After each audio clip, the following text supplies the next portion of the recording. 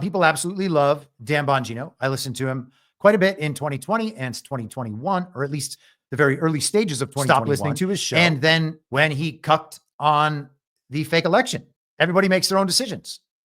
Maybe Dan Bongino is sort of part of some vast operation where he was directed to stop talking about our fake elections, but he did it. And then a couple of years later, he determined that, oh, indeed, the elections are sort of fake and Joe Biden sort of stole the election, and went right back to telling people to vote as hard as possible in 2024. And as far as I know, talking to people who are big fans of Dan Bongino, he has not talked about the fakeness of our 2024 elections. And of course, that is excused by there not being enough evidence that 2024 is fake, despite there being no evidence whatsoever that 2024 was not fake. So these are the standards that we have lowered ourselves to. If the television tells us that the elections were good and the results of those elections are published and we're not able to directly refute them with overwhelming evidence that we are nonetheless not allowed to access, well, then elections are real and legitimate. And of course, a couple of weeks ago, Donald Trump said himself that if you believe the results of our elections, well, that's a ridiculous idea. The whole thing is ridiculous. He said that to Brett Baer on national television in a nationally televised interview that was supposed to appear before the Super Bowl and instead appeared on Monday evening before prime time and basically was just seen by people on the internet. Now, is Dan Bongino a good guy? I'd like to think so. A lot of people do think so. Dan Bongino certainly has a warm and charismatic personality. He has some experience that would suggest he would be appropriate for the role of deputy director of the FBI. He also took very weak mainstream positions on many of the most important issues of the last 5 years while making a whole lot of money and not getting censored. I know on his show, he talks quite a bit about how he's very censored on Facebook and YouTube and whatever. But, you know, if you're not getting banned, you're not getting banned. Now, he's also an investor or a partner or something. He has some sort of partnership agreement with Rumble. I don't know how much work he's put into Rumble or how much he has invested into Rumble, but he has had his show there on Rumble for years. And if that has helped legitimize the platform and bring new people to the platform, and those new people end up seeing shows like mine or like the shows on Badlands or like the shows by other creators who are actually in the alternative media and not just the sort of people who say they're in the alternative media, well, then good. If it's all part of an op and the op has been beneficial, then all good, right? Again, I'm not trying to cast aspersions on Dan Bongino. All I can go on, though, is what I actually witness. And what I actually witness is a guy who misled his audience in a wide variety of ways. And you have to think that they probably taken on some bad beliefs and made some bad decisions by virtue of what he has told them, most particularly in terms of his getting the vaccine. Now, people say he was convinced to get the vaccine by his doctor when he was dealing with cancer. Now, I can have sympathy for that. It's nonetheless his choice. And with means of that magnitude, he could certainly receive concierge medical services and or find doctors that wouldn't convince or coerce him to inject himself with a toxic experimental substance that can't protect him from a disease that couldn't kill him. But then, of course, going along with the COVID narrative in a mainstream fashion wouldn't prepare you for something like that. And that problem was widespread throughout the Based and Red Pilled podcast community. If you look at Ben Shapiro, if you look at Megyn Kelly, and you can go on down the list. So I have mixed feelings about it. And apparently that's not okay because, of course, you're supposed to understand that all of this is a movie and it's going to be a buddy cop show between Kash Patel and Dan Bongino. And I would just then ask my friends, at what point does the movie end? Are we through this movie going to be receiving actual justice for actual crimes by the deep state, actual crimes against humanity, actual crimes against the United States of America? Or are we just going to be witnessing a display of movie justice taking care of all these crimes? Is the accountability phase just going to be itself a limited hangout, much like the Nuremberg trials were? Are we going to have a repeat of that phase? My guess is yes. And of course, I've been talking about this for years. If the justice phase is part of the movie, how can the accountability be real? Or is the movie just telling us stories from a time before? And if it is, what's the use in the movie? Who is deciding that all of America can't deal with the truth and therefore must be lied to endlessly? And why are the people in the truth community arguing that that is good and that is moral.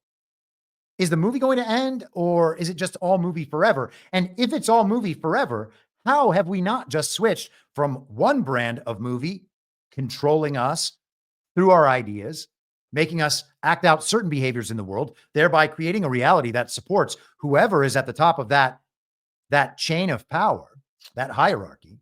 When does that end? Are we switching from one brand to another? Should we be overjoyed that now it's our brand? Oh, our guys are in control. Now we get our version of the movie, and then just applaud like seals and cheerlead for the rest of our lives? Is that what we're supposed to do? Now, it's possible that the point of the movie is for everybody to realize that, hey, this is all bullshit and it's going on forever. And there's no way whoever's at the top of this thing could possibly be looking out for our best interest if they're not even willing to tell us the truth because they think that our brains are too, I don't know what, traumatized, too stupid to handle it. If the point is to get us to that point so that we remove ourselves from the conversation about the federal government, understanding that the federal government is totally illegitimate and should not be regarded in any way whatsoever, like we should not obey anything that they do. We should not pay attention to the federal government. We should understand that our federal government is nothing more than a factor of the story being told on that false reality layer, that there is no reality prime basis for the federal government at all. And so we just defect from that completely and then go down to the local level and operate locally and maybe up to that state level. Maybe that's the way it has to go. Maybe the purpose of the movie is to get you to stop watching it because you realize how ridiculous and bad it is. If that's the case, okay. But otherwise, doesn't the accountability have to be real? And if the movie justice phase is just movie, then how is the accountability real? We're going to get some characters who have already died. We're going to be told that they were taken down. I just want to know from the people who say that we have to applaud the movie while it plays and talk about how much popcorn we're eating. When does it end? How is any of the phase that we are meant to be waiting for, that this movie is supposed to wake up the normies and bring us to this accountability phase? How is any of that real if the movie never ends? I'm not trying to portray that I know what the answer is or that my friends saying these sorts of things are bad people. I just want to know what their answer is, because continuing to put that forward as something that the American people should be doing, watching this movie, eating popcorn, applauding along the whole time, if that's the extent of our activity, then what are we doing beyond watching TV?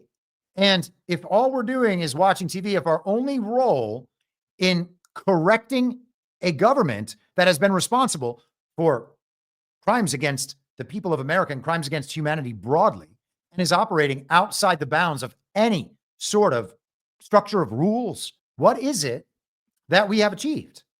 I thought that that's where we already were. I thought that's the thing we were trying to get out of. I don't understand what the point would be. Our involvement in government is to applaud for the television. Well, why don't we just applaud for MSNBC or Fox News if that's the case? We can all choose our various brand of politics to applaud, and then we'll just applaud it. I don't get it. Maybe it's me. Now, let's hope that Dan Bongino is the best Gestapo employee that the Gestapo has ever had. Okay. I hope he does a great job. I hope he discloses all of the terrible things that the FBI has ever done and helps with that disclosure process, that whole phase. Let's see. I actually asked the machine this morning what the role of the deputy director of the FBI actually is. I thought it'd give me a different answer this morning. Perhaps not. The deputy director of the FBI is the second highest ranking official in the FBI. This role involves overseeing all domestic and international investigative and intelligence activities of the FBI. The deputy director assists the FBI director in managing operations and serves as acting director when the director is absent or the position is vacant. Additionally, all FBI executives and special agents in charge report to the director through the deputy director. Sounds like a very important job. Dan Bongino has, as I said, a range of professional experience that would suggest he is prepared for this sort of job. He also has reasons to believe maybe that's not a good idea.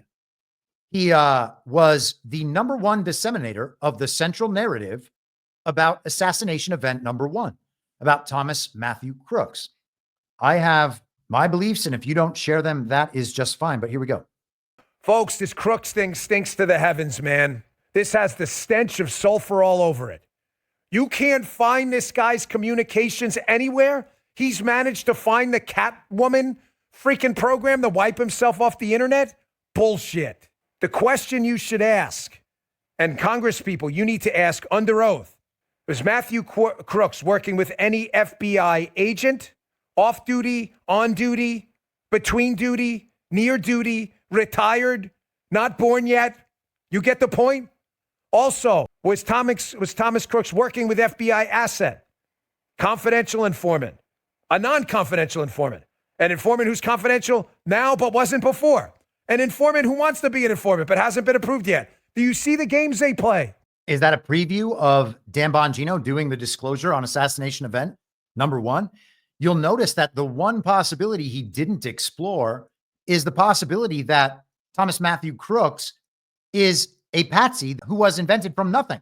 And maybe that's why he doesn't have any internet history. It's not because someone in the deep state wiped the history. It's because the guy doesn't exist. Now, I don't know that he doesn't exist, just to be quite clear. But Dan Bongino certainly doesn't know. It was amazing how quickly he had all the information after assassination event number one. And it's important to remember, by the way, that 2 days prior to assassination event number one, Peter Thiel, J.D. Vance's owner, and Reid Hoffman of Epstein Island fame were in a screaming match at a billionaire confab in Sun Valley, Idaho, about martyring Trump. And then 2 days after assassination event number one, J.D. Vance was named the running mate on Truth Social in a 2-line post by Trump. And Dan Bongino was the number one purveyor of the entire story about what happened with the assassination event. And all of this was based on his inside sources at the Secret Service because he was a former Secret Service agent.